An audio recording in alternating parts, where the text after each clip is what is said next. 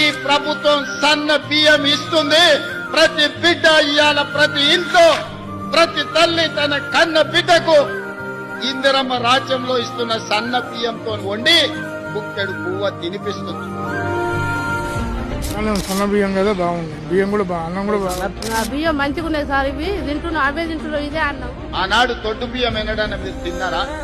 కనీసం చూడనన్ను చూసిర్రా? అట్లొస్తే ఇట్లా రేషన్ షాపోడే 10 రూపాయలకు 11 రూపాయలకు పైసలు ఇస్తాను. మళ్ళా వాడే మిల్లోనికి ఇచ్చేటోడు, మిల్లోడు మళ్ళా ప్రభుత్వానికి ఇస్తాడు. ప్రభుత్వం మళ్ళా పేదలకు ఇచ్చేది, పేదలు మళ్ళా రేషన్ షాప్ కొంటాం. అందుకే అన్న ఆలోచన చేసినాం. సంవత్సరానికి 13,000 కోట్ల రూపాయల భారం అవుతున్నది. ఆలోచన చేయలే, ఆర్థిక భారం అనుకోలే. పేదవాడి ఆకలి తీర్చాలనుకున్నాం, కడుపు నిండా పచ్చడి అన్నం పెట్టాలనుకున్నాం. ఎన్ని అడ్డంకులు వచ్చినా, ఎన్ని ఆర్థిక ఇబ్బందులు వచ్చినా వాటన్నిటిని అధిగమించి ఈనాడు ప్రతి పేదవాడికి సన్న బియ్యం ఇస్తున్నాం. మా అక్కలు చెప్పాలి, రేషన్ షాప్ దగ్గర నిలబడి సన్న బియ్యం తెచ్చుకుంటున్న మాట వాస్తవం కాదా?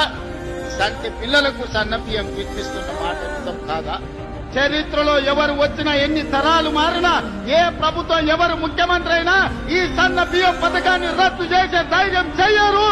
ఇది శాశ్వతంగా చరిత్రలో నిలిచిపోయే పథకం.